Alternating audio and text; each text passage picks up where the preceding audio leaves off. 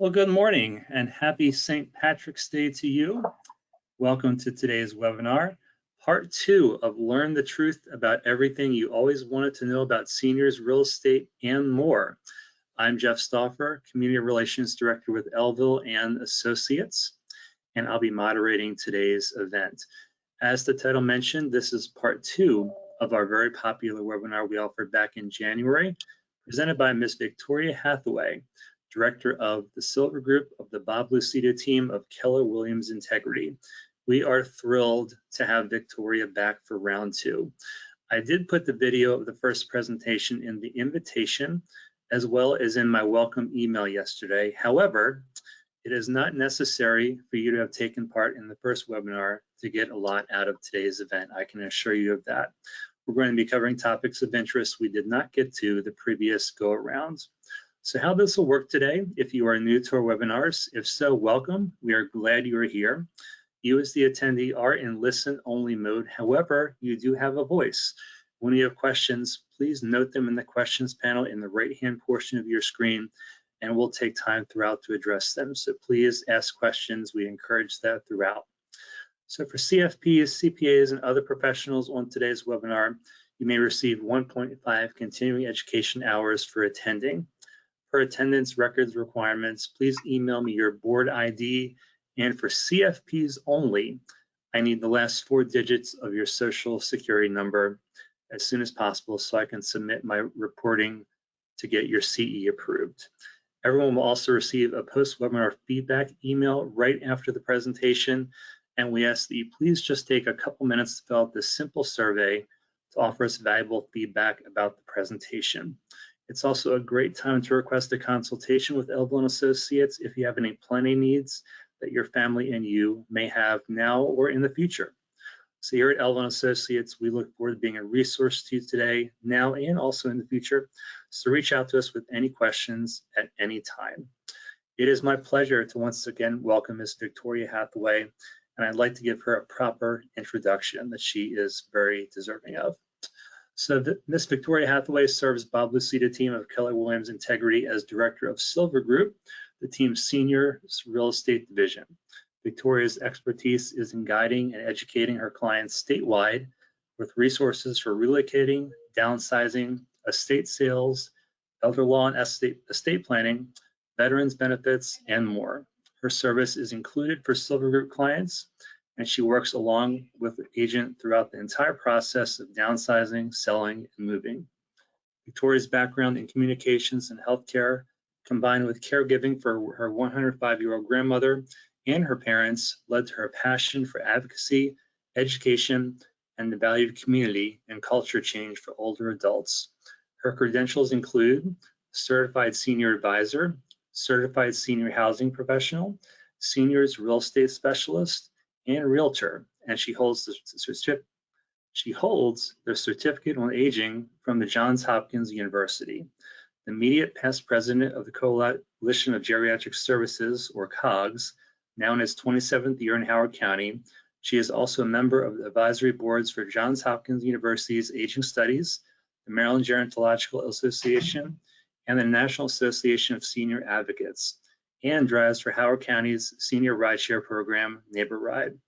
Notably, in December, Howard County Executive Dr. Calvin Ball named Victoria the newest Commissioner on Aging for Howard County. A lifelong resident of Howard County, Victoria enjoys spending time with her family and her 2 unusually calm Jack Russell Terriers. So welcome back, Victoria, and we're looking forward to listening to what you have to say today and educating our attendees. Thank you so much for that introduction. That's a lot. I'm proud of all of it, and you know, it's fun to hear it reflected back. Thank you. You know, I'm trying to do the very best that I can in every possible way, and just so much passion for my role. Let's see. I want to wish everybody a happy St. Patrick's Day. And if you grew up like I did in elementary school, we would pinch each other if you saw somebody who wasn't wearing green. So I was happy to see that Jeff is wearing his green today, and I'm trying my best here with green and orange. So it's great to be back, and I am so happy for the feedback from the last presentation. You know, I really feel that there's so much value in you being educated consumers. And, you know, it's easy to paint real estate, and particularly seniors real estate, with a very broad brush. And, you know, to take a deeper dive and to, you know, be able to expand on the different things that I want people to know. And then ideally in this format today, if we have any questions, that's really a delight for me, because as opposed to me just kind of opening up and talking about all the things, to be able to be responsive and give you answers to your questions is my joy. So I thought that since we were last together a couple months ago, it would be fun to update you. The real estate industry just received the Maryland Realtors news release on current Maryland housing statistics. So for anybody who's interested in following it, what they have to say is basically, the headline is February 2021 housing statistics show an increase in sales amid a shrinking median days on market. So what that means is that the average sale price reflected an increase of 13.9% from February last year to February of 2021. And the median sales price outpaced the previous year by 10.2%. So prices have gone up. And the days on market, that's always one of the, you know, the stress points when you're selling a home. How long is my house going to be sitting on the market? How long am I going to have to endure, you know, holding open for open houses or for having showing appointments? That from last year to this year has gone from 29 days on the market to 8 days on the market. So more than 2/3, I guess, reduction there. So it's, you know, it's great news if you're a seller. There's a lot of joy right now in the market for people who are selling. A lot of joy in my role, working specifically and only for seniors, because they are normally moving to senior living. And so to be a seller right now and to know that your price is going to be so high up into the stratosphere, your selling price, you're going to have a compressed sale experience of days on market. You know, you go on, it's sold, and then you're private again. And then to be going to senior living where, you know, you don't have to turn around and be a buyer. So it's remarkable. The buyers are having a hard time of it right now, and the agents are running around and submitting, you know, multiple offers. One of my most recent ones, there were, I don't know, 15, 20 offers that came in, and the house was 700. It sold for 765 cash, and they waived the home inspection, which is always a not fun experience, and they agreed to pay the seller's costs at closing. So just a little, you know, a little anecdote of what's going on out there in the market. I think everybody knows that I don't sell. My role is very different, and it's to be working alongside the agents for older adults who are selling and making sure that all the needs are met and all the resources are given. But certainly I do care about these numbers and these experiences. I mean, it's an integral part of what we're doing, and to be able to share good news with older adults about it right now is fun. So that's that. I guess, you know, my style, for everybody who was here last time, you know, you kind of get my style already. For anybody who's new, just the, you know, the joy that I find in taking a real estate topic and unpacking it to the degree that there's a deeper understanding. Again, not that blanket, you know, that blanket understanding. And so I want to just give a good example this morning. And you know, again, if this generates questions and Jeff's going to help with moderating, I'm happy to do it in increments as we go, topic by topic, or save it up till the end, whatever everyone's comfortable with. But I guess my good example this morning is to talk about a pocket listing. And you know, people hear me talk about it and they think, well, she's out there talking against pocket listings. I like to have a bit more nuance. So a pocket listing is when you are selling your property and you would prefer not to go live on the market. You get to stay private. You're working with a realtor who is offering to bring you, you know, a buyer that they already have. And, you know, maybe 1 or 2 agents are reaching out and are aware, and you might have more than one offer. But a pocket listing is more private. You're not out there up on the public real estate listings for all the world, all the agents to see. And so the Real Estate Commission right now is speaking about it and taking a dim view of doing pocket listings because they're telling the real estate agents, understand that this actually works against fair housing. It puts the real estate agent in control of who's being brought or who's being shown. You know, when they say, I've got a buyer for you, that's putting the realtor in charge of who's coming as the buyer. Whereas if the house is up for sale on the open market, everybody can see it, everybody can have a crack at it, and you're going to have all these different offers coming in, and then you're in the position of taking your best offer.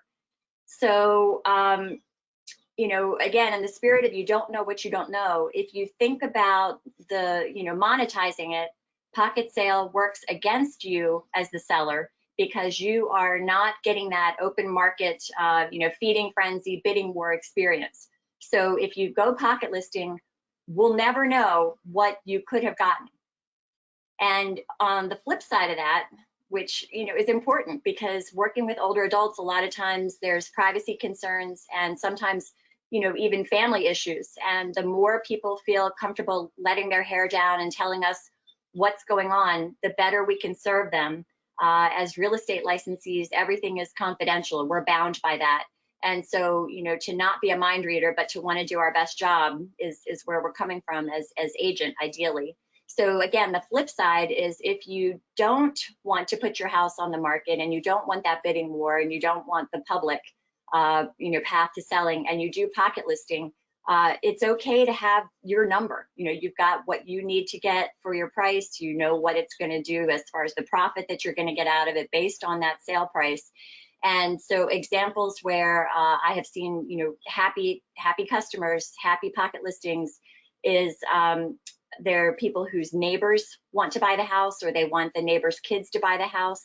And people are leaving that, you know, long, lovely relationship with neighbor and neighborhood, and their legacy is to have the control to make that decision.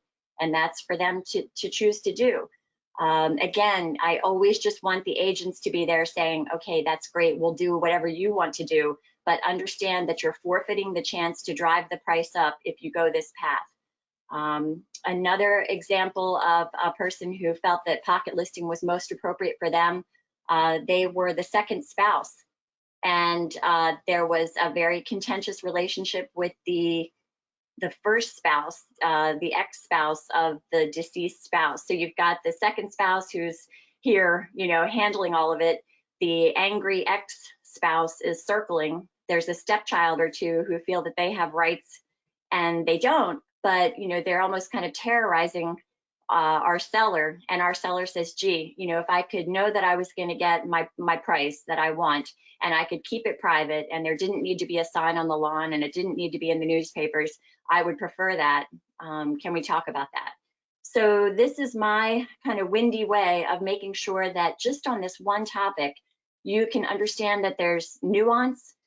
There ideally is respect and education and advocacy and listening to what's going on with you and what works best for you. It's not for me to run around town and say that pocket listing is always a bad thing. So that's probably, I'm probably beating that topic to death. It does sort of branch off into what if I want to sell, you know, for sale by owner, or what if I want to do cash for houses? Because those are also ways to be a little bit more private, have a little bit more control of the sale of your property.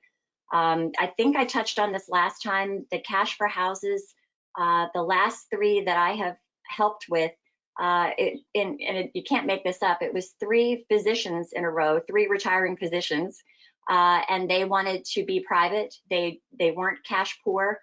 They were in a cash position where they didn't feel that they had to market the home to extract every penny. And so they wanted to sell, you know, investor style for cash. So my education piece there, again, you know, you'll drive by and see the signs stuck, you know, on Route 40 or on Route 29, you know, call us, we buy cash for houses.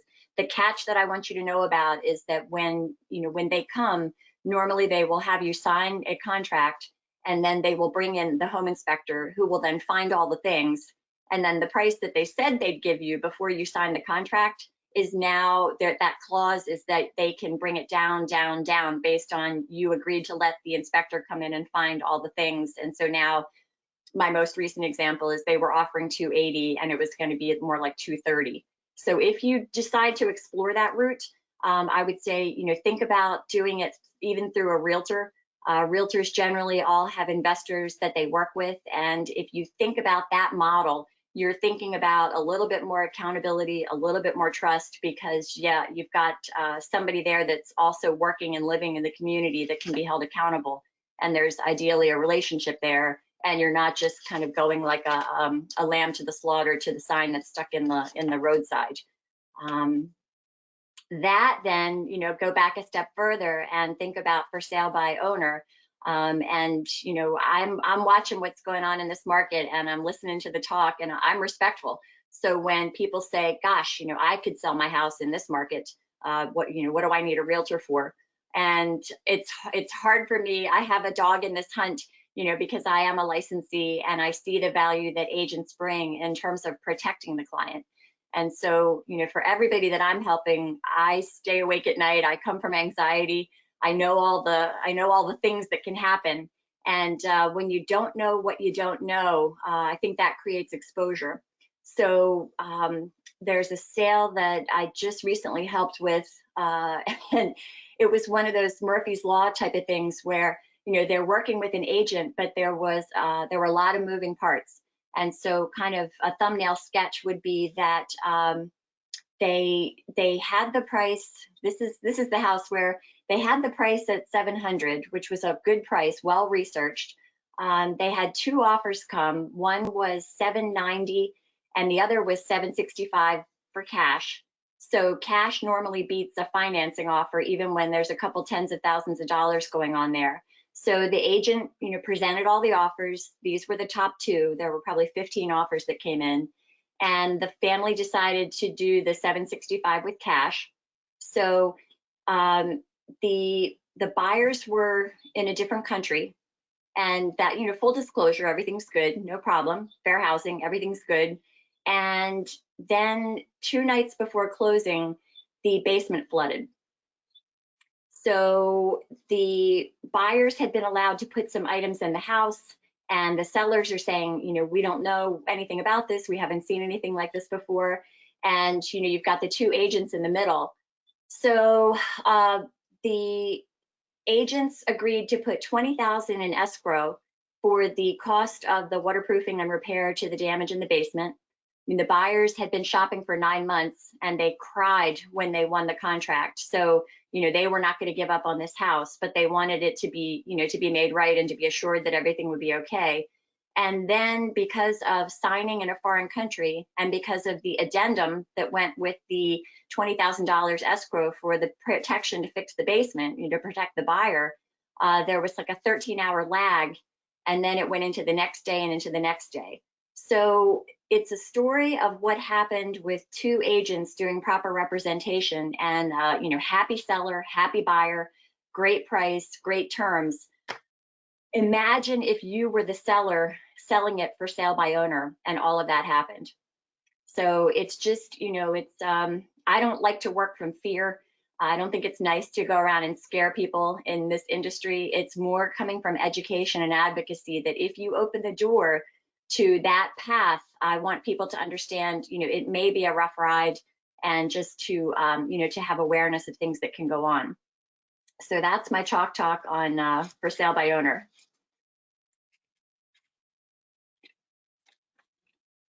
Another topic that I didn't touch on last time is, and I just touched it here, international buyers. When people are interviewing real estate agents and trying to understand what makes one different from the other, I think it's good to understand a little bit about the platform that agent is working on. And so you have brokers that are very small and closely held. You can have a broker that is, large, even to the point of, doing business at the international level. What does that mean to you as the consumer, as the client, when you're picking an agent? I guess you're reverse engineering to understand that when you hire an agent, and that agent now has your listing and is charged with the task of marketing your property, understand that the platform upon which your home is marketed, the size of that platform matters. And my statistics, it's, I think 12% of the buyers locally here in our Baltimore, DC region are international buyers. So if your home is being marketed internationally, and if 10% of the buyers are international, you can kind of do the math. So it's something that is, I want you to be empowered. I want you to be able to hold the feet to the fire of any agents that you're interviewing. They don't love me for it, but my goal is for you to be as educated as possible. And it's not such a fine point. I mean, it's a fairly important point. Home warranty, another topic that I like to speak about. How does that fit into real estate? How does that fit into home buying and home selling for seniors? So, good example, I'm selling my home. My home is, 40, 50, 60 years old. And I don't want to put a lot of time, effort, energy, money into it. I just want to sell it and cash out. Respect, great.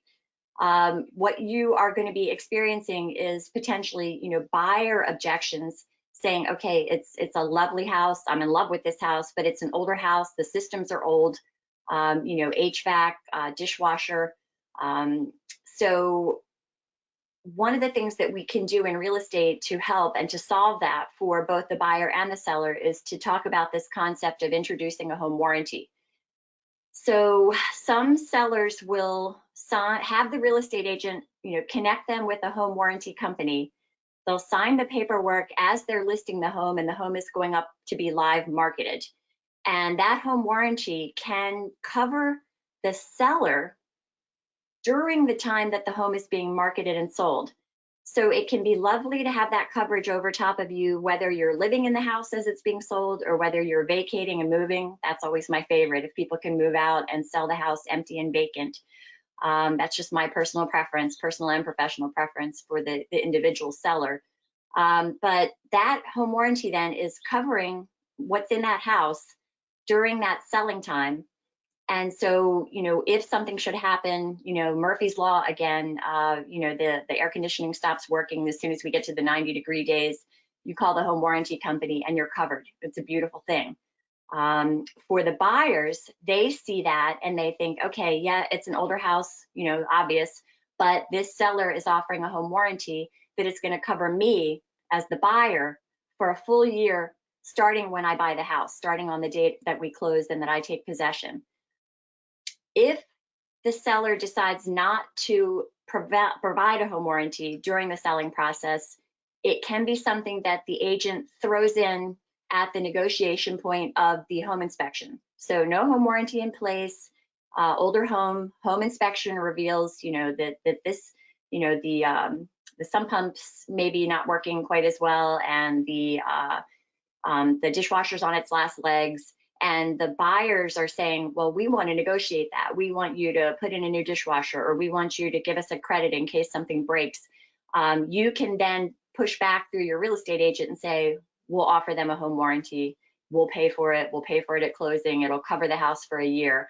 And then suddenly that buyer is really happy and says, okay, great.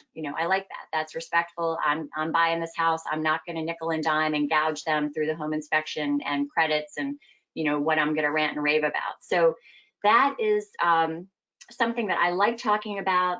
It's not something I ever knew about before I started working in this industry. Whenever possible, I find a lot of joy in throwing any pearl out there that I can. My pearl on home warranties is, if you elect to provide a home warranty through your process as the seller and something breaks, have the presence of mind not to call your regular plumber, your regular HVAC guy, your regular dishwasher repairman. Be sure that you have the presence of mind to call that 800 number for the warranty that you're providing, because that's the crew that will come and fix and do, and otherwise you won't be covered. So it's, I've seen it where all of a sudden there was a plumbing problem and there was water, and the homeowner, called the regular guy, got it done same day, did a great job. They're not covered. So there goes that. It was a waste. So Victoria, can we pause for a few questions? Is now a good time? Great. Okay, thank you. Thanks for the information thus far. So the first question, it reads a little bit awkwardly, but I'm gonna try to get through it here. It says, my wife's mother is in an assisted living home. Any insight on us selling her home? It then says, we occupy, I think that might be a misspelling, we occupy and purchasing a home, downsizing, and keeping the new home as part of her estate.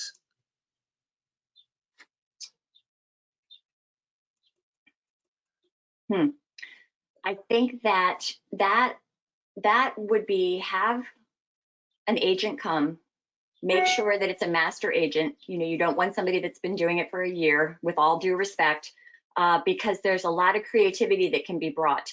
Not seeing the scope and scale and age and so on of, it sounds like there might even be a multiple property type of question here.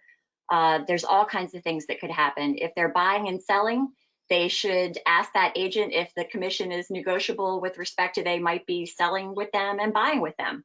You know, they should negotiate for that so that they're getting a better outcome with commissions. I just went to a property,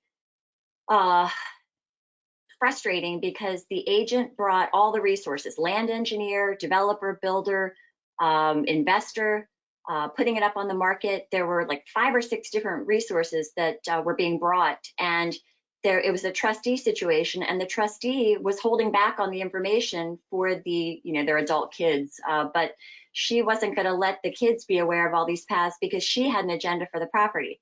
I don't think that's right. I don't think it's good to have people making decisions without all the information. So it sounds like there's more than 1 or 2 things going on with this scenario. And, you know, when an agent comes out, it doesn't need to be a pushy, you know, a hard sell, but it should be a real brain pick and a chance to get the milk for free and say, okay, you know, this moving part, this moving part, this moving part, what do you think? When someone is in assisted living and not occupying, you know, that's kind of, for me, that's like a flag to launch into, you know, making sure that if there's any opportunity to obtain power of attorney, if that hasn't been done yet, for me, that's job 1 before any kind of real estate conversation, because everything flows from the sheer power, pun intended, of people having a power of attorney so that things that need to be done in the real estate realm can get done. I don't know if that's helpful. Thank you. The next question is, if my home will be torn down after I sell it, should I invest anything in improvements over the next 5 years? Wow. I hope I'm not taking this, you know, being like too obvious with my answer. If you know that it's ultimately going to be a tear down, you know, 2 reactions. One is you only live once, and if you want to live there for 5 more years and get joy out of, I don't know, a fresh coat of paint or a new dishwasher or what have you, you know, that's a highly personal decision, and I'm very respectful of that. The flip side would be, you know, really fiscal conservative. You know, don't put a dime into it other than to keep it running and keep it safe with all the systems, roof, air conditioning. You know, safety is always paramount, and comfort. And then I've been in those scenarios too, where somebody assumed it was going to be a tear down, and it was.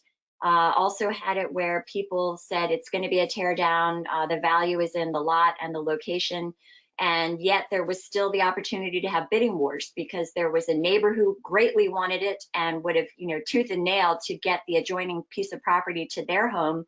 But there was also somebody who was a builder developer type and had deep pockets and wanted to come in and tear that property down and rebuild and make his bundle of money, which in my world, I want that bundle of money to flow to my seller. So again, you know, I know that I muddy the water, but I muddy the water because I care and I see so much of how, you know, there can be different outcomes. I never just want to give a blanket answer. So that's sort of me. Okay. Next question is, are you able to discuss aspects of senior real estate outside of Maryland? Will you get into mover options for long distance relocation? Short answer is yes.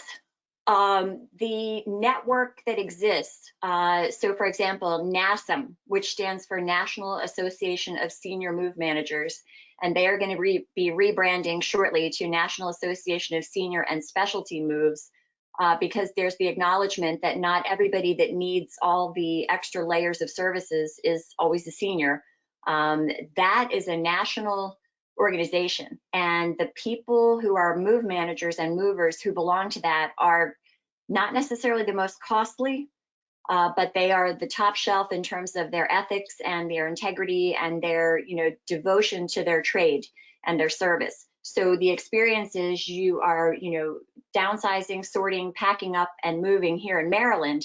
You can have the reciprocal receiver on the other end wherever you're moving through that network, so that it's a good catch on the other side, and they're going to be able to receive you, unpack you, sort you, put you away, and get your, clothes in closets and sheets on beds and pictures on walls. I mean, it's to that level of service.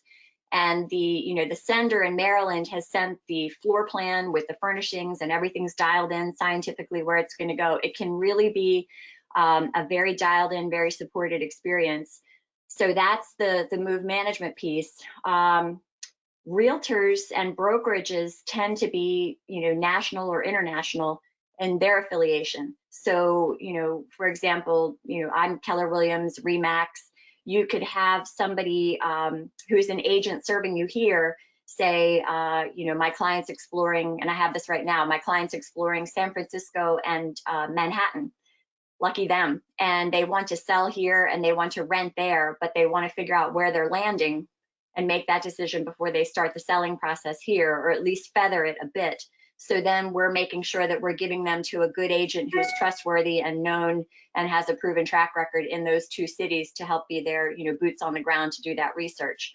And then the third prong of my answer would be that there are proper relocation companies. When people are military, they're basically experiencing kind of a corporate relocation process.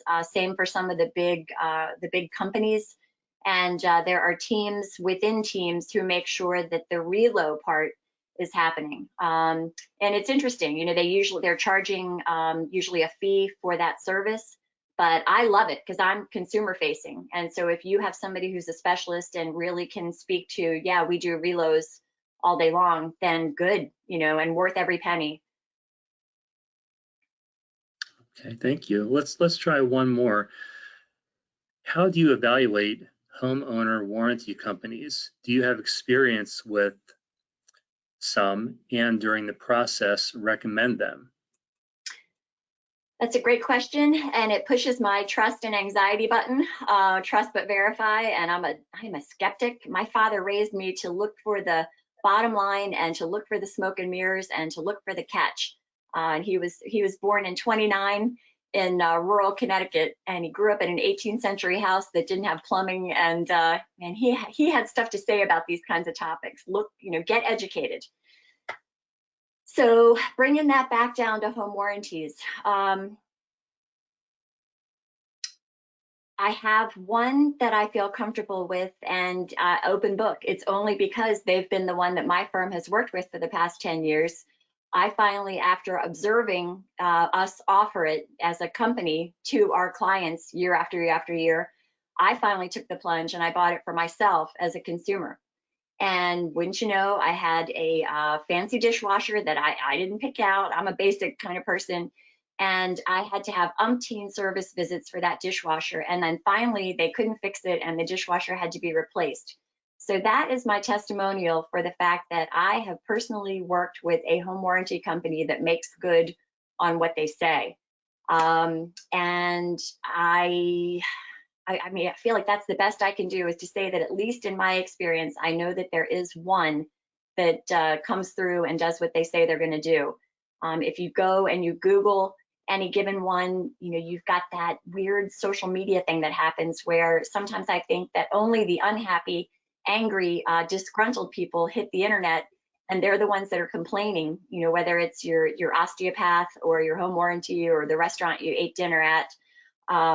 There's so much, complaining that goes on, and it can make it hard to figure out which ones actually are any good. Again, I am very circumspect about never being in an educational platform like I am this morning and selling. I hate that. I won't do it, and we're not supposed to do it.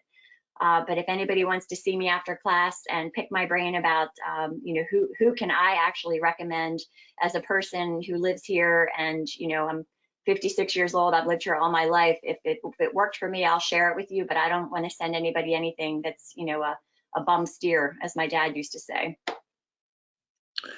So on that note, Victoria, let's do one more real briefly. The person says, I understand what you're saying about a home warranty.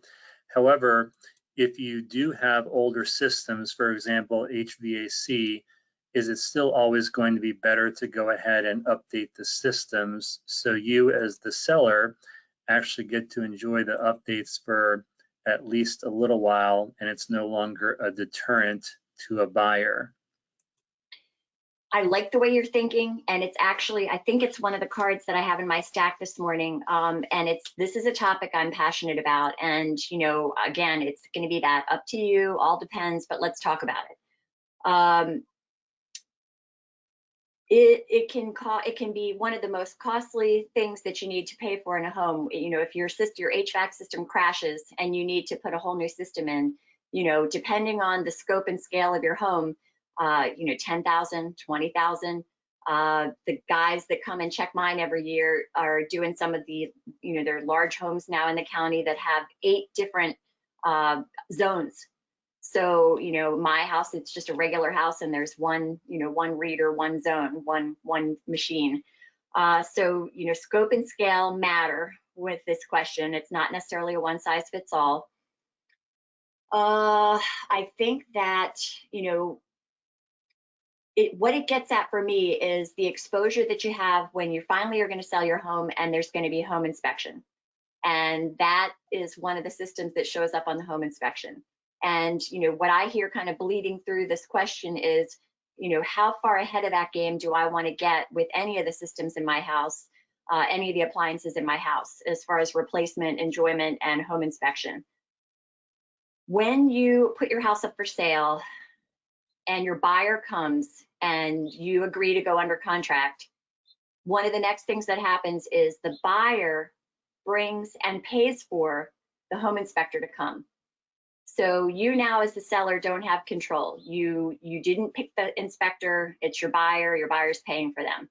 The inspector comes through, obvious, their job is to find every wrong thing that they can find with your home, is part of their diligence and part of their justification for their job. And that report then is made public to the buyer and to their agent and to you and your agent as the seller. And then the negotiation begins. And, well, how much stuff is wrong and how much is it going to cost to fix it? And, we agreed to pay you $500 for the house, but we now think that you should give us a $30,000 credit because all these things are wrong. And then you come back and say, I'll meet you halfway, I'll give you a $15,000 credit, or we're only going to fix the health and safety issues. So it's a negotiation. And again, to circle back, this is the point at which if you didn't already market your home with a home warranty, you can throw the home warranty in now as part of the negotiation to sort of pour oil on the water with that negotiation and to calm your buyer down. Some sellers are, again, high anxiety, very proactive. They will pay to bring the home inspector in themselves ahead of them putting their home on the market, because they want to take on that onus of knowing all the things that they might not know are going wrong or that they need to address ahead of time, be proactive. Okay, here's the rub.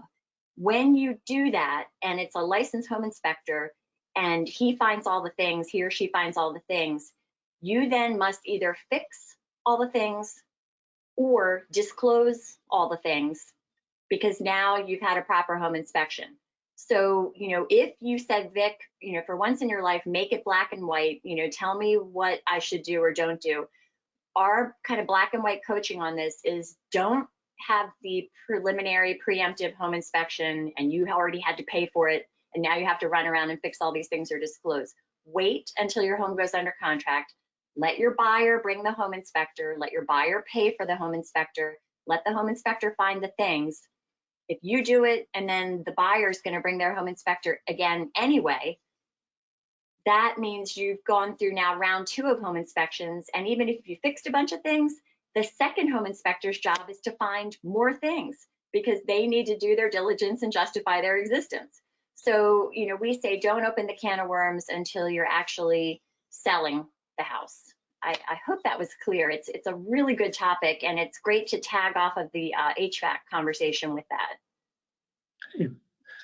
Well, thank you, Victoria. I think we can move forward with your next topic. Okay. This is me talking about whether you want to sell empty and vacant, whether you want to be living in your home and stage it, and anything in between. Because for me, again, in my gray area, it's a continuum. The whole thing's a continuum. And I call this, do you want to have your cake and eat it too? So I think we certainly touched last time on, you know, the undeniable value to sellers staging their home. There are actual statistics, and you know, it's all about a staged home sells faster, a staged home sells for more money. I want to feather that with the fact that in this current market, homes are selling in hours, selling in days, and there's escalating offers, and people are saying, gee, you know, I'm actually in a power position as the seller. I don't have to do anything. I don't have to fix it. I can sell it as is. I don't have to stage it. So I always want to make sure that any of these things that I talk about conceptually, you know, are tied to whatever the current market is. Staging, in my opinion, kind of became so popular when we hit the, you know, hit the bottom of the market and people were trying to figure out how to sell their house and how to get a buyer. So staging is, you know, making it as attractive as you can be, and that certainly answered what was going on in that market, 2007, 8. What I like to talk about is what if you said, yes, I want to maximize, I want to get every bit of profit I can out of my property. It's my investment. It's a one-shot deal. I'm going to stage it. I'm going to have the stager come. I'm going to implement all the things that she tells me to do, that I can physically do or pay somebody else to do that makes sense. And then the photographer comes, and then you have these beautiful pictures of your house essentially dialed into looking like a model home for the buyer. Then those pictures go into a printed brochure. Those pictures go on to the World Wide Web, and those pictures live in perpetuity. So you've done the job. Then you say, now I want to get out of Dodge. I want to get out of here as fast as I can. I have the means to move first and then go under contract and sell and get my money out of my house. My, you know, beautiful new next place is waiting for me, whatever that looks like. I want to get out. Do it. The minute the pictures are staged the minute you're staged and the pictures are taken, why not start dismantling? You know that the corner cabinet is going to your niece in Silver Spring, and the sofa bed's going to the kid in Kentucky, or going into storage waiting for the kids to get out of college next spring and get their first apartment. That's the only time I allow storage. I'm very anti-storage. And so then you're dismantling, you're getting rid of, you're packing up, you're moving out. Those showings could start, you know, that next day, but you're already dismantling in real time what's really happening inside your house. I want you to have all the options, all the power and control. And so you've created pictures and images that the buyers can see and fall in love with and come, you know, beating the path to your door. But you don't have to be on the hook to keep it like a museum the whole time that you're selling, because people are smart, agents are, you know, buyer agents are smart, they can see the pictures. So it's fun to kind of release people from this feeling of it's like so structured and now I've got to be like frozen in amber for this whole selling time. But unless you're thinking out of the box, and unless somebody says to you, yeah, you know, we want it to be good for you, this accomplishes the main goal and gives those images, let's dismantle it and get you moved out and sell it empty and vacant. So I hope that makes sense. It's definitely, you know, putting that continuum in there.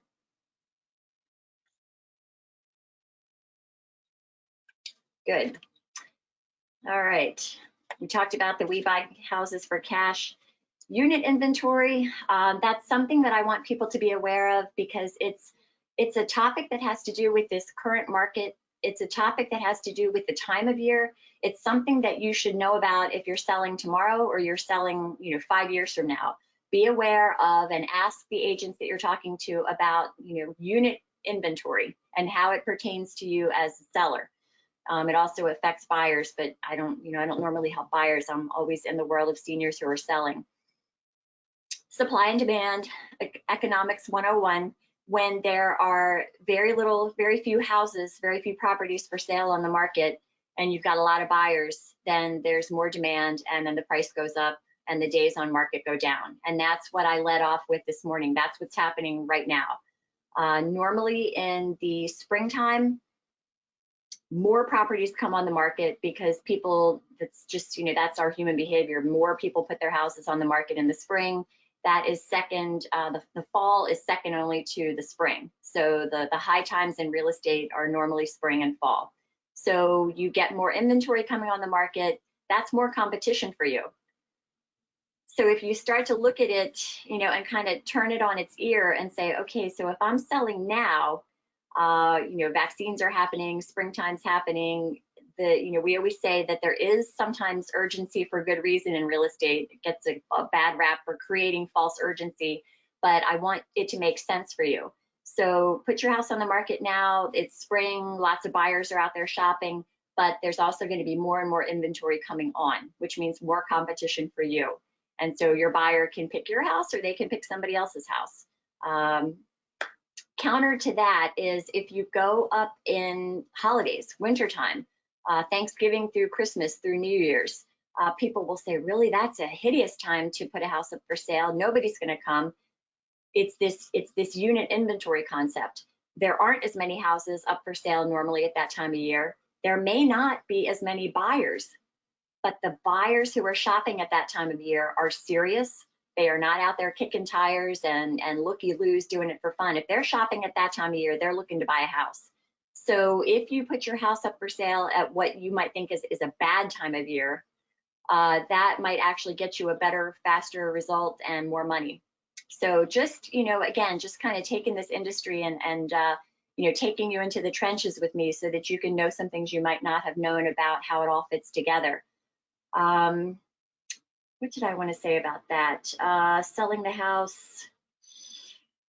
in the wintertime, this time of year, school time. A lot of people, particularly some of the counties, become obsessed with the reputation of their public schools, and they come with a hardwired assumption that their home, in a neighborhood, in a county that has a great school, it's all going to be about the timing of the school year. So what's new and different now is that we're in this, this mixture of in-person versus virtual that's been happening over the past year. That has played a role in people deciding, whether they're going to buy a house that's in a certain neighborhood that goes to a certain school or not, if it's not going to be in-person learning anyway. Another thing with regard to time of year is, and I'll use myself as an example, years and years ago, when we were selling my dad's house, he was moving to memory care, and 6 months later, we were selling my mom's house. We were obsessed with how that was timed up against the school year, because we were perceiving that our buyers were going to be families with school kids, and they were going to want to hit that mark such that they had bought and were in time to start school in August, September. And we didn't hit the mark for either of those properties, and we were really upset about it. And who knows whether it's chicken or egg, both the buyers for those two houses didn't have kids at all. One was a single person and one was, a couple who didn't have kids. So whether that was our timing or whether that was the fact that plenty of buyers are out there and don't have kids and it's not even part of the equation, I would just say, if you're stressing about that like we were, peace, because it isn't always the case. So that's my unit inventory and also time of year. There's something new-ish in the industry that I want to make people aware of. It's called marketing status of properties in real estate, and it's called coming soon. And I'm sure that you've been out and about and seen, we call it a rider. It's like a little slide-in sign that fits into the big real estate sign, and it'll say on the top, coming soon. That is newish for our industry in our area. It's bracketed by the Real Estate Commission that it's, I think it's a 21-day status. And so if you are going to list your property and you know that there's an established date where it's going to actually go live, go active, and you can walk it back a few weeks from that date, put that coming soon status on there. The industry will see that, people on the street driving by will see that. And I'm a fan of it. I like the fact that it's a new way to harness the marketing. You're harnessing the awareness. You're starting to drive traffic. In my mind, if I'm getting ready to buy, this house that's down the street, but I then suddenly see that your house is coming and it's coming soon, I'm going to hold my fire and see if I can't buy your house. So it's a preemptive way for you to capture buyers that might have gone off, not even knowing that your house is coming. And sometimes it can be that nip and tuck with, people out there buying and missed opportunities. So I have talked to people who say, I don't like that. I don't want to do that. I don't know what they don't like about it. I'm still not clear about that. It's something where I'm actually biased pretty much 100% toward it. And I see it as a tool and, a new good way that benefits people who are selling. Contracts. So, your home goes up for sale and the buyers all come and they make their offers, and your agent by law has to present all the contracts to you. They can't just, it's to the point now where agents are having to make spreadsheets because so many offers are coming in on a property that for them to do their diligence and to be able to sit with you and say, okay, you got 20 offers, here it is in a spreadsheet, and let's rank them. And then you're sitting there reviewing the options. I spoke earlier this morning about, there's a 790 offer with financing, and there's a 765 that's cash on a house that's up for sale for 700, and the family chose the 765 cash. So having somebody who's skilled in helping you understand, it isn't all about the selling price. There are other moving parts that you need to be aware of. And just to give you a little bit more example of what's happening right now, that particular transaction with the 765, they also waived the home inspection, and they also paid the seller's costs at closing. So, suddenly even 65, what is that? That's like another 8,000, whatever that is, of what they had to pay for the seller's fees at closing, not the commission, but the closing costs. So, to have somebody guiding you through all that is really important. And that's all part of, you choosing among the contracts that are, or the offers that are made. And then you're under contract. There's, contract to close, it's normally, I would say, think about a month, 6 weeks, because when financing is involved, you've got to go through the lender and everything has to be proper, and you're working through all the things that the title company needs to be put in the file.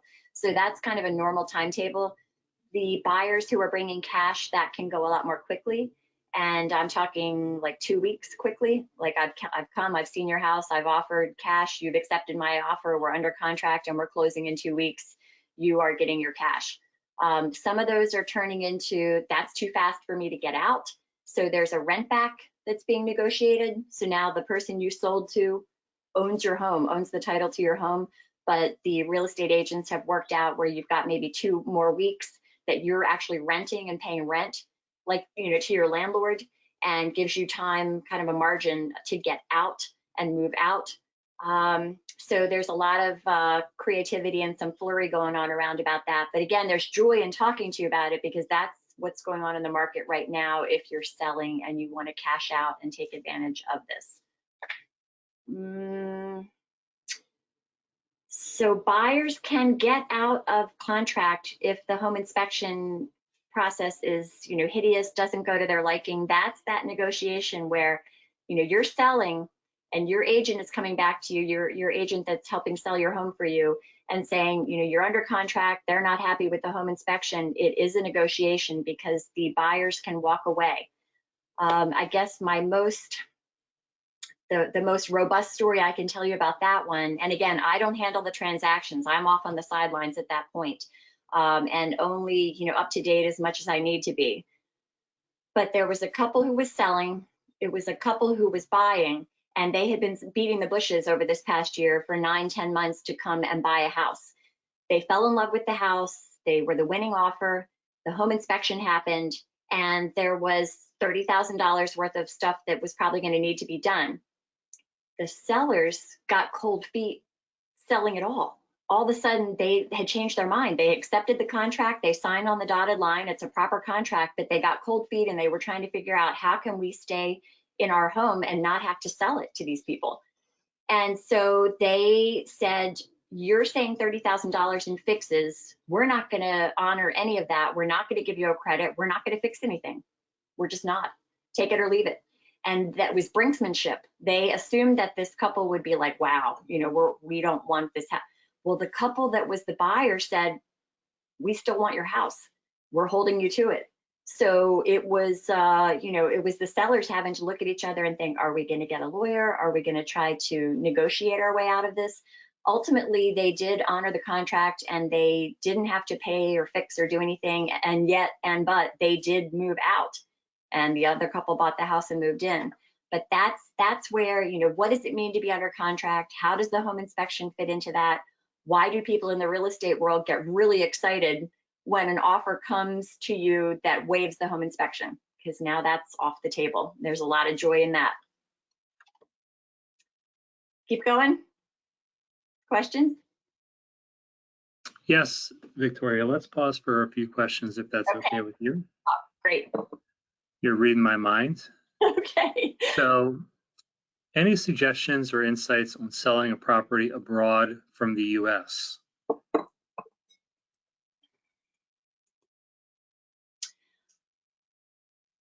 I would say, you know, my first thought is to make sure that you're not going from one brokerage to a different brokerage. You know, that you've got somebody here that can be your boots on the ground, your point of contact within a brokerage that's large enough that the agent in that other location is at least under the same brokerage umbrella. I mean, that would be my ideal.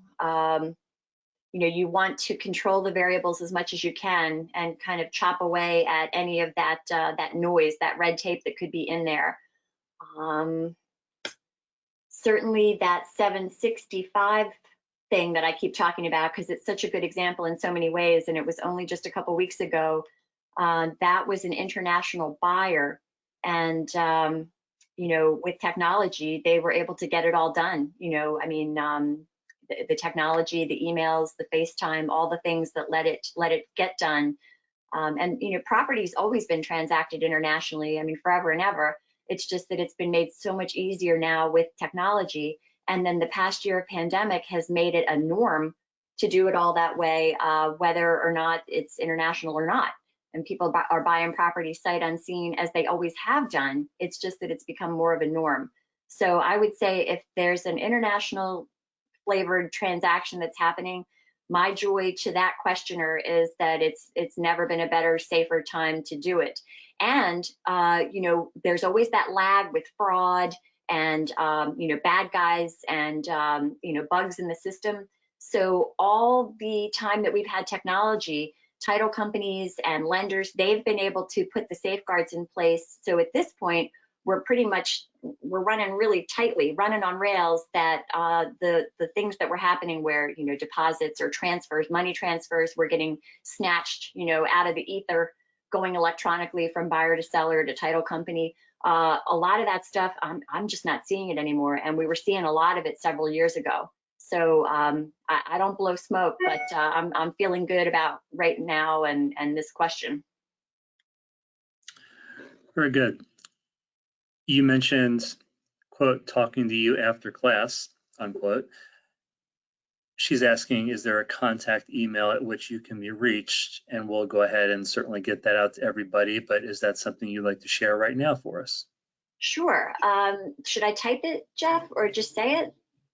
Well, actually, I know your email. I can go ahead and put that in the chat window for everybody. So there's a little chat window down at the bottom of everybody's screen, and a little orange hand will pop up. If you click on that, I'll type it in, but if you want to just verbalize it, you can go ahead and do that right now as well, Victoria. And if there's a phone number as well, I'll go ahead and a best phone number, I can go and write that down and send it out to.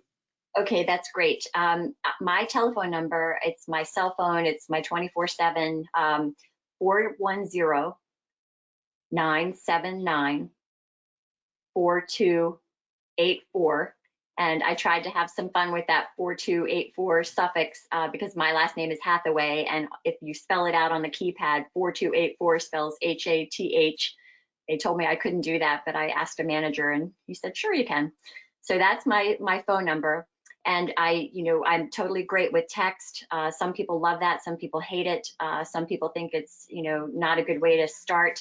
I take it as it comes, and I'm here to help. And I think that real estate done right is real estate done as a helping profession. And the way that we work is we give you all the answers and the resources up front. Whether you hire us or whether you don't, or whether, there's no money changing hands until a home is sold. And anybody that's out there in the real estate industry that's doing it differently is doing it wrong, literally doing it wrong. My email address is Victoria at, and I'll spell it for you, boblucidoteam.com. So it's Victoria at BOBLUCIDOTEAM.com.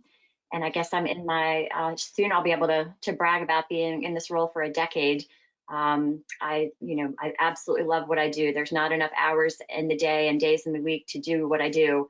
And they call me staff. So staff is, I'm sort of one of those Monday through Friday, and I do take calls and, help people over the weekends and in the evenings. Some people are still working. Some people want their children to be part of it as eyes and ears. We welcome that. It's like when you go for an important doctor's appointment, the more eyes and ears and brain power that you can bring to that, the better. And I certainly was more anxious for everything that was going on for my parents with their processes than I was for myself. So I really wanted to be in there and, hearing what was being said and turning over the stones and kind of putting the gimlet eye on everything that was happening. So, we really welcome that, and we will work around schedules, when there's multiple calendars that we're lining up. So yes, happy to help. Well, thank you, Victoria. And as we said in the first part of this, you come with a servant's heart, and I think that no truer words can be said about that. I heard that from a very wise person one time, and no truer words are said about you. So I'll be sure to put that in the chat button down at the bottom and in my follow-up email that I always send out after all of our webinars here at Elville and Associates. So our next question is, we have a vacation home we've put on the market and now are reconsidering what is fair to the agent. So I'm going to do my best with the way the question's phrased, and feel free to hop on and type some more and keep directing me so I can get you the right answer. When people go to sell a property and they hire an agent, there's a piece that happens which is called, sitting down and signing the listing agreement. And when a seller signs a listing agreement that the agent has put in front of them, it is a proper contract, and it has terms for how long that contract is in place. And it also has terms for how much notice do you have to give to cancel that contract. And normally there's a piece in that listing contract that says, if you don't sell with me, if you don't sell with me as your agent, but you still sell, like a buyer comes and there's a certain window of time in which that buyer came, I, as your agent that you hired and then dismissed, still get paid commission, because the real estate industry is protecting the fact that, sometimes people will put a property on, the neighbor will come and say, hey, fire your agent and I'll buy it and we won't have to pay commission. I mean, it happens. And so that is, how over the years that piece of protection was put into the listing agreement for the agents who work really hard, and you're paying them for their years, not their minutes, when the transactions get going and they're there as your advocate. So one of the things I would want you to look at is, if you're changing your mind and you don't want to sell at all, you should be able to take out that listing agreement, reach out to your agent and say, we don't want to sell anymore. So take it off the market and you're terminated and we're done. Sometimes there are very hardball agents who will say, well, you signed that you would sell and you still have 3 more months on this listing contract that said this is the timetable in which you would sell. And it's kind of like they're trying to tell you that you can't take it off the market. And we say that's just insane. Ours is 24 hours that you give notice that you don't want us anymore or you don't want to sell anymore, and we're gone. And I think that's the way everybody should be, but most of them aren't. I don't know of anybody else who does it that way. But going forward, when you interview an agent, that's certainly something you can negotiate. You don't have to just lay down for whatever's in their listing contract. It's boilerplate and it's the brokerage, and you can say, I would love to hire you, but I want, 1-day terms of cancellation. I want you to be in the power position, and there's no reason you shouldn't have everything you want and have it your way. And that's a big piece of the puzzle. You can also leave it on the market and, like a fishing expedition, and see what offers come. And you might get something that knocks your socks off and you say, yes, this really does make sense for us. Who knew we could get this much, or get cash, or get whatever, kind of offer you might get. People do that all day long, and there's no shame in that, and there's no harm in that, and you're not doing anything disrespectful to your realtor. When you do that, that's their job, is to help you test the water. So I don't know, is that question answered, or do you want to refine it any? I think so. I'll let the person that asked it comment if they'd like to phrase the question a little bit differently or provide a follow-up. We can certainly do that. I don't have the capacity to take people off listen only mode here, so we'll see if there's any additional feedback here. So Okay. Have another question, one more here.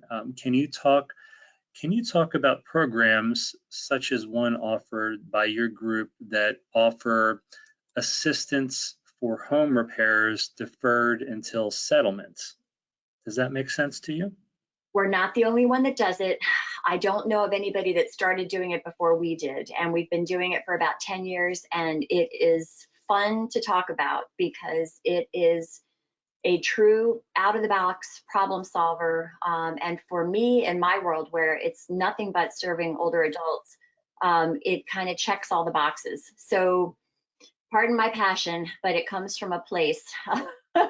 So what this is, real estate done right means that when that realtor comes to visit you, they are not a mind reader, and they're ideally going to talk to you about all the paths to selling. And so, from the bottom up, in terms of the profit that you have the ability to get out of your property with this one-shot time of selling it, you've got, sell to the cash for houses guys, sell it FSBO, for sale by owner, sell it as is. I'm not going to repair anything, as is, where is. Do some freshening to it. Normally people are talking about, okay, a coat of paint and, fresh carpeting to be able to market it that it's been updated, truthfully. And then the fifth path is to renovate it, update it, package it for sale, and put it on the market like, wow. And there are normally 5 different prices and therefore profits that you're going to see come out of those 5 different paths. And so for people that want to interview and hold their cards and be private and take it all in, and their wheels are turning, thinking, okay, what makes the most sense for me? Privacy, speed. Real estate is trained that we should bring you the fastest and most lucrative deal. But that's not always, the answer for everybody. This program, you meet with the realtor and you have the contractor there at the same time, and sometimes the stager as well. So it's sort of a big, like a one-stop shop experience. That realtor is bringing data, ideally, we do, not everybody does, bringing the data, which is the comparables of everything that has sold around your house that is most like your house. They should be doing it just like an appraiser does. It should be, 1 month back, 1 mile out, and it shouldn't be a rancher to a colonial. It should be a rancher to a rancher, so that there is, real truth to what you can expect the price to be. That price can be looked at as if you sell it as is, and I'm going to give you a real-time example here. A couple months ago, and it was a house in Columbia. If they sold it as is, they would have been able to put it on the market for $245. If they renovated it, they would have been able to put it up for sale at $435. They renovated it, put it up for sale at $435, and they got $470 cash. They owned it free and clear. So if you do the arithmetic, you know, put $1 in and get back $2 is kind of what this program is about. The reason I'm so passionate about it for my older adult clients is that, you know, normally when people are retired, the income becomes fixed, and they don't have the cash flow to fix the house up as they go.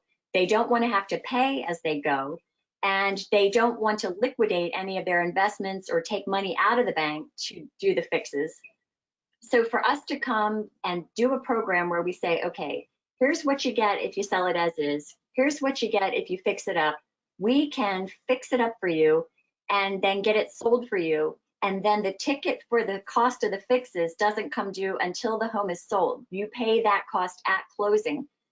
We've taken away the logjam. We've removed the anxiety about cash flow. The seller is not having to interview 3 carpet guys and 3 painter guys and the roof guy and the septic guy and all the guys. The care and concern of not, gilding the lily, right? So we are making sure that between the contractor, the realtor, the comps, and the stager, only what's being done to the house is, what the client is agreeing to. It's not like somebody comes in and just bulldozes you. And it all needs to make sense, and it's all geared to getting return on investment. And even when people say that they want the services of the move managers, yes, I would love to move. I would love to maximize the sale price of my house, and I need help packing, sorting, divesting, and moving. I don't want to be paying for that up front either. We can add that to that ticket as well. So people get fully served, they're safe, they get everything that they need, they're out, they're set up in the new place, down comes the guillotine, everything happens at closing, and people walk away with their pot of money. More than they would have gotten had they sold it unimproved. It's not for everybody, but to be able to provide that option and to have, as many stories as long as my arm over the past 10 years of us doing that for people, and probably for a disproportionate number of senior sellers. And life can be hard. You can have health issues, you can have bereavement, you can have financial issues, you can have all different kinds of things. And that can end up leaving you with a house that's very out of date, deferred maintenance, doesn't look great. And, to be able to put a house on the market with pride and to say to people like, wow, look at my house.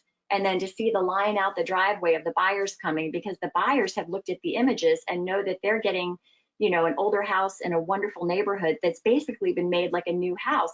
You better bet they come with cash and come with bidding wars for those houses. So just a lot of joy around that program. And I've seen it, other people are starting to copy what we've done.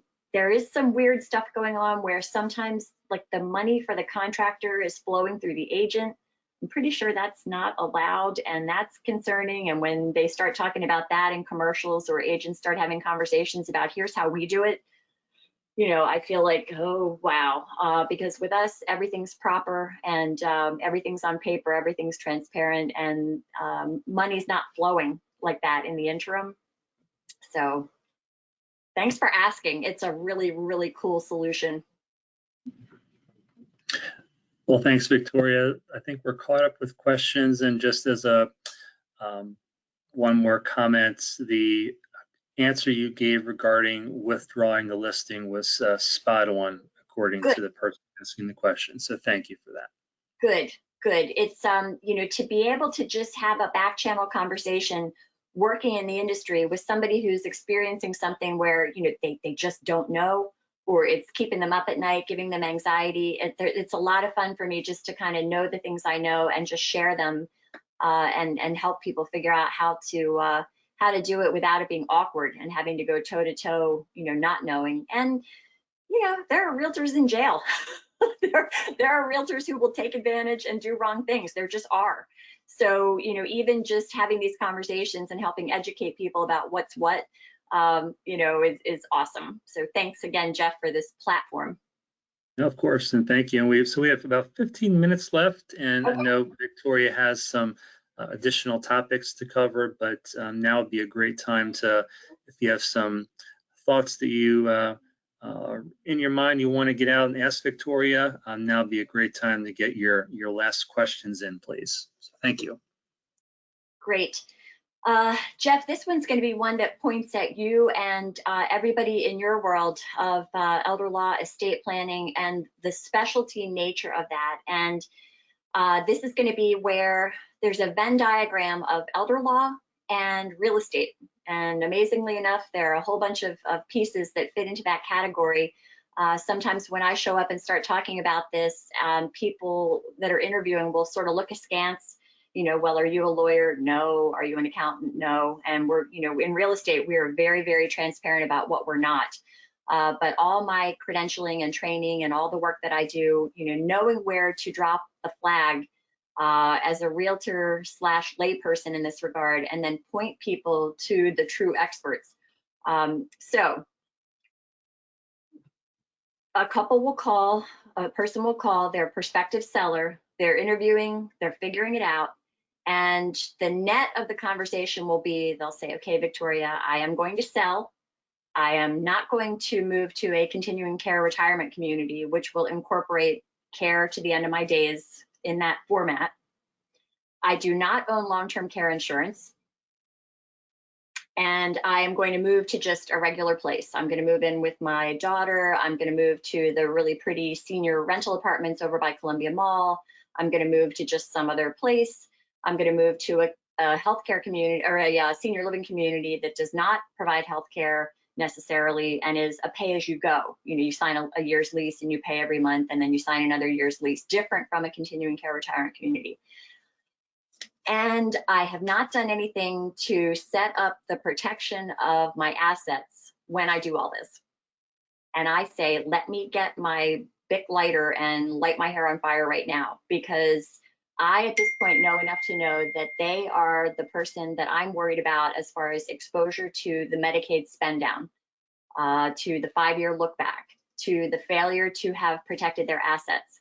And that is something that Jeff's team, that's where you want to go. You don't want to go to any old attorney, the guy who's helping with divorce court and, you know, drunk driving and a generalist. You want a specialist, because when people get sick and they need care, the federal government expects people to spend their own money for memory care, to spend their own money for assisted living.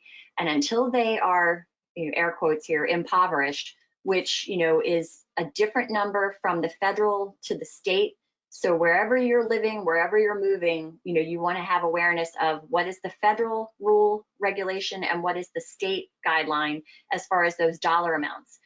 And, you know, I'll give you an example. In Maryland, a couple of years ago, you know, the sick spouse or person spends down to only having about $2,000 left in assets. And if there's a well spouse, a community spouse, if there's a home that's owned, then that spouse gets to have the house and about $130,000. So again, not practicing law without a license, but at the kitchen table, being able to kind of wake people up to the fact that this is a thing. And that if you can put your assets in trust, and if it makes sense to do that and start that time clock ticking, 5 years after you've done that, then you've achieved, you know, the protection of your assets from that 5-year look back. This is the conversation you run and take to an attorney, because that household that I'm visiting that says, I don't have long-term care coverage to cover me if I need health care. Most people don't. So I'm respectful. Most people don't. I want to sell my house. Okay, so now you're going to sell and liquidate your house into cash, and you're not going to have that house to be protected anymore as an asset from the Medicaid look back, that 5-year look back spend down. You are not moving to a community that provides care, continuing care retirement community format, where you buy in and you have care through your lifetime. So it solves for all of this. I'm talking about this, and talking about it as a layperson, not as an attorney, and pointing people in the right directions. People go like lambs to the slaughter. They don't know about this until it's too late. And even if, you know, like there's a stroke or there's a terrible car crash, something happens, and all of a sudden people are thrust into this scenario. It's sort of landed at their feet. And the nice people at the care communities, the nursing homes, are saying, oh, you know, you're overwhelmed, it's tragic, let us do your paperwork for you. people will say, sure, great, I'll take all the help I can get. At that point, you have, even right up to the last minute, forfeited your opportunity to have any kind of asset protection done for you. If that's happening, don't let them do that. Reach out to firms, reach out to Jeff, reach out to Elville, because that is the specialty understanding the whole, this is where you're truly in specialty land, not in regular attorney land. They can get in there and help you even at that last ditch minute. My preference would be to have everybody know about this, on kind of a 100, 200 level of understanding, and then over time take steps to do the research, because it's a 5-year look back. So passionate about it, and people just really look sideways at me. What does this have to do with real estate? There's a house, and is the house going to be protected or sold? I want people to be aware of all of this. Climbing down from my soapbox. So questions about that, questions about anything as we start to wrap up? I'm looking at about 11:52. These are kind of secondary and tertiary to the home selling piece, but in my world, they're integral pieces. People want to know about selling things. They're downsizing and they're getting rid of, and when they figure out what they're taking, that's solved. What fits, what's going to look good, what's going in my new place, my floor plan. Then the next tier down is, what am I giving to friends and family? And there's all the heartache, and you can read the Washington Post, and they talk about, the adult kids don't want anything. Part of that's a function of, if they're my age and they've already set up house, they've got everything, they like what they've got. They may or may not like what you've got. They don't want it, don't need it. Then you're at what can be sold. What has actual market value? Let's get an understanding of what's on trend, what's coming on trend, what people don't want anymore. And the wind is starting to change on the brown furniture and the antiques and the china and the crystal, and I'm happy to see it. I think I might have touched on that last time, that we're starting to see change there. It's coming back into vogue. But that selling question, then, I've got things that actually have market value and can be sold. Expand on that. How am I going to sell them? So when you look at categories like, yard sale or tag sale, eBay, auction, picker versus estate sale, that's a whole nother category that can be something good to talk about in this exploratory of, I'm going to be moving and selling my house. The move managers are the ones who are, able to do that whole continuum of doing your space plan, helping you get sorted for what you're taking, helping you donate, helping you sell, helping you get your house to empty, getting it hauled, cleared, trashed, all that whole continuum, and then setting you up on the other side. So I am high on the industry of move management as opposed to just a mover. I mean, a mover's part of that process. You go from A to B, but the move management piece wraps around it. Normally, those move managers can handle all of these questions for you at an even higher level than I can about, I'm downsizing, I'm sorting, I'm getting rid of. Let's talk about the selling piece. My pearls of wisdom. If you are contemplating having an estate sale, you want to have as much for sale as you can. So even things that you might be thinking are trash or donation, hold on. Don't let that horse out of the barn. Hold on to everything that you've got to date, and have an estate sale person come and look and consult. And the worst thing you can do, the flip side of that, the worst thing you can do is let a picker, and a picker is the guy or gal who will come and they have cash, and they will give you cash that day, and they've got a truck in your driveway, and they will take the things out of your house that day. It's really appealing, and it's exciting and fun, and it's neat to watch them do their thing, and they're very expert and trustworthy. But what you forfeited was then the opportunity to roll forward and have a robust estate sale.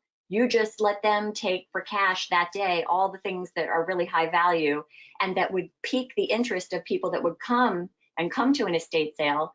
And the estate sale guys and gals are going to lot your things into batches so that they're harnessing things that are low value and that nobody really wants with that really awesome thing that everybody wants, so that there's a skill to getting you the most money that you can get, which also gets them a higher fee because they're taking a percentage, and also helps you get your house emptied at the same time. What you don't want is the picker comes and takes all the things of value. You don't have enough left to run an estate sale, and now you have to pay somebody to take your things out of your house. So that's a whole conversation. It's a whole continuum. It's really cool to have an opportunity to share or even plant a couple seeds of how to be thinking about that process. And just, happy to answer any questions about that, or again, point you to a higher level. Well, thank you, Victoria. And would now be a good time to maybe wrap up and answer a few final questions. And I know we could probably go on for another hour or two, but I think we have to pause at some point, unfortunately. So now, good time? Yes, great by me. Okay.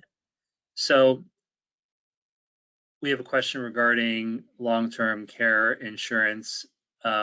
Is that something that you actively engage in dialogue with your clients about, and something you would encourage people to consider? Let's see. I would say yes. And there are people out there who are reputable and who specialize in it, and happy to make those connections. That industry of long-term care insurance has been undergoing a sea change over the past decade. Some of them have found out that their actuarial tables weren't right, and it didn't turn out to be a moneymaker for them, and so they've gone out of business, or their company has been absorbed by a larger insurance company. So, names are changing, vendors are changing, things are getting lost in the sauce. There are, I have personal experience of somebody whose mom had it for many, many years, paid dearly for it every month. She started to progress into dementia and forgot to pay the bill, and they cut her right off. So all those years of paying in, and she got nothing out of it because of a missed payment scenario. Other ones will tout that they've put the fix in for that. They now have a second person that gets, tickled or notified if there's a missed payment. Look at everything we've been through with the post office and things going through the mail and late bills. So again, ask me a question and you can wind me up about these topics to a deep level all day long. I wish everybody had it, because it's not nothing. It's even if it's, a year, 2 years, 3 years, and some kind of fixed dollar amount or some, amount of hours, it's not nothing. You just have to weigh the cost and, the cost effectiveness of it. Is it going to be a diminishing return kind of thing? I think the younger you get it, the less expensive it is. You just need to have trust that that company is going to be there for you when you need it. And yeah, good question. Most people don't have it. So we have two final questions. The last question is, and maybe I can give a brief thought, even though I'm not an attorney, but maybe you can answer it from your perspective. At what age does elder law take effect? Do you have a thought on that, or would you like me to maybe tackle that question? Jeff, I want you to always jump in and say, and you're going to, really trump anything that I could say. Personally, I went to get my will and guardianship and advance directive, that suite. I was 24 years old and I had just given birth to my first child, and it was the first thing that I did out of my house after I gave birth, and went with the baby on my knee to do the thing. That's who I am. So for me, it was, it pivoted off of having a baby and understanding that guardianship is a thing. And if you're doing top shelf for your family, you address that, and you address your own mortality, and you go and do that. I talk endlessly about how important it is for everybody to have power of attorney, particularly when they bring us in and they're talking to us about buying or selling property, and anything can happen during that process. If you have power of attorney solves for so many problems and keeps those transactions running on rails, and we can do what you want us to do. That's age 18. 18 and up, you're an adult and you're legal and you don't have power of attorney, you're at risk.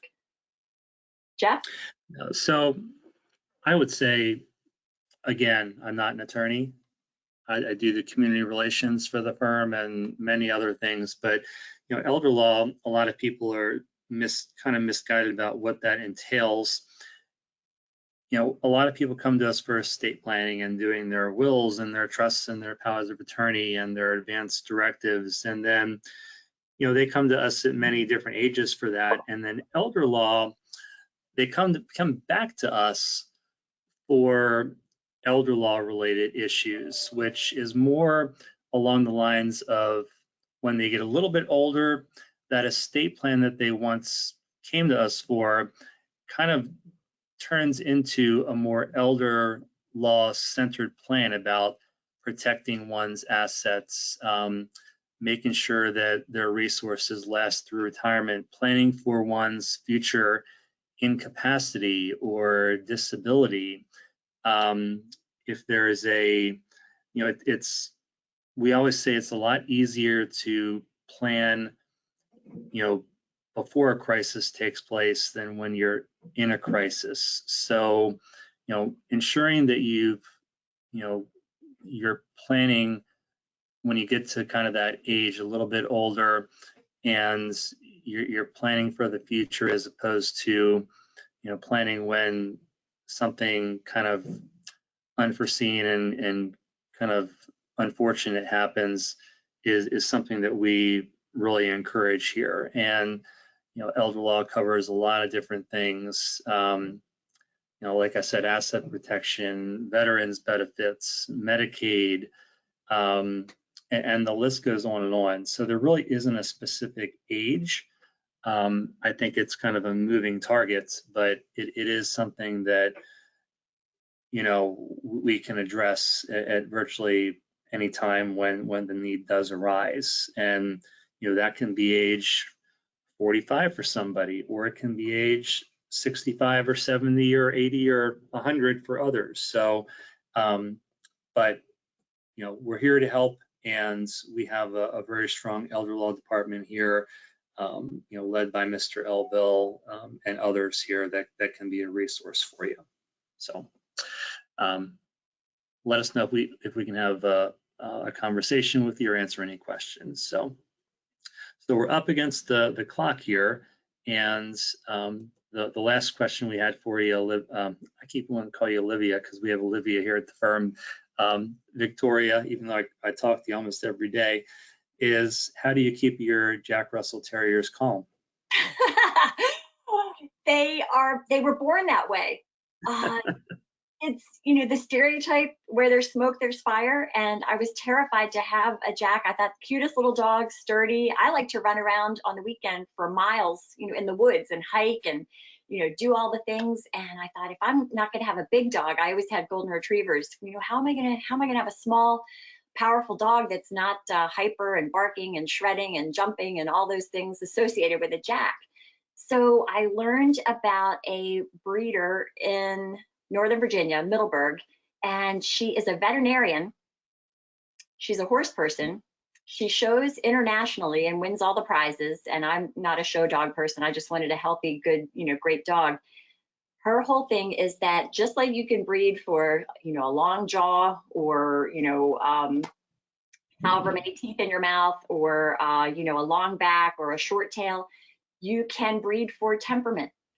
So her mission in life over the decades has been to breed these dogs for a very sweet temperament and to be healthy. And she doesn't want her dogs to end up in rescue. So she's, you know, in being intentional about it, because her thing is if it's a crazy, you know, off the hook Jack, it's going to potentially end up in rescue and that would kill her. So I, you know, had a coworker who had a couple from this breeder, and I thought, yeah, you know, are you kidding me? And so we, you know, we took the leap, and I was so afraid to have blood on my hands. Brought this little dog home 7 years ago.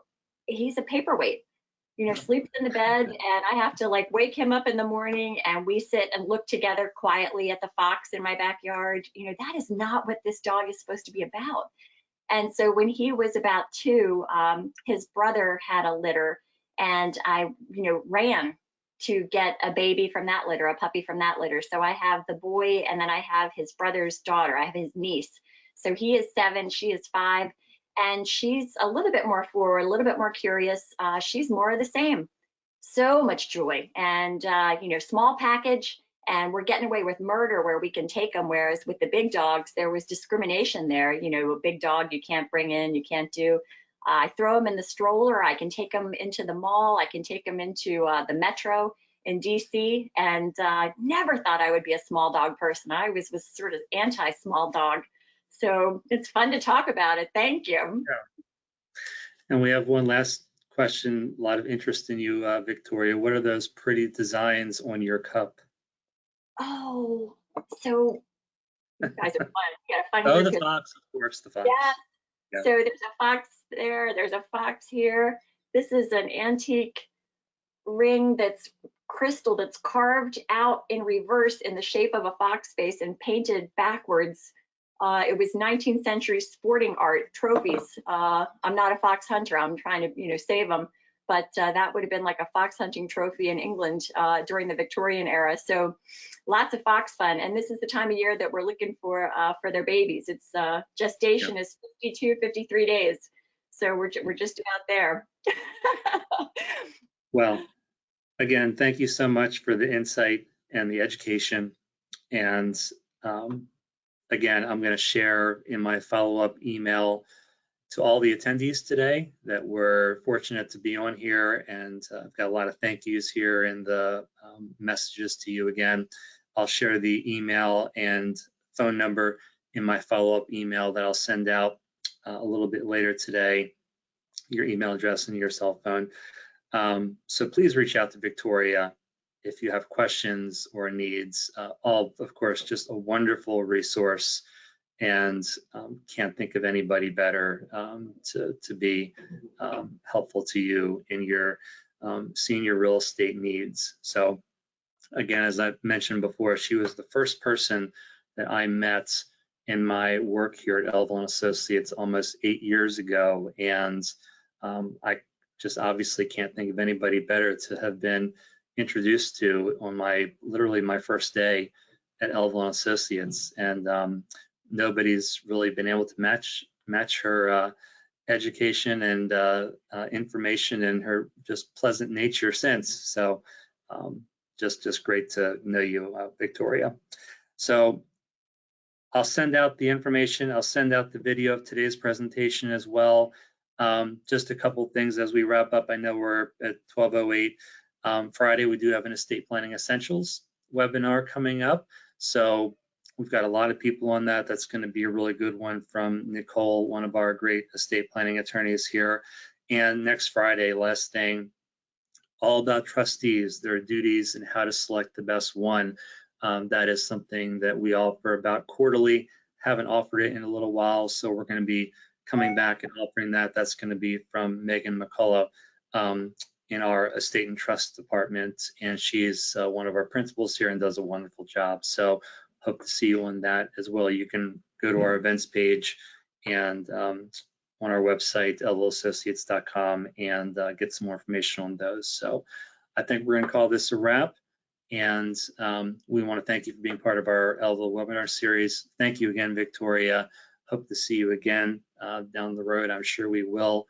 And thank you as well to all the attendees for their questions, and hope you have a wonderful St. Patrick's Day and a safe one. Thank you. Take care, everybody. Thank you so much. Take care. Bye. Bye.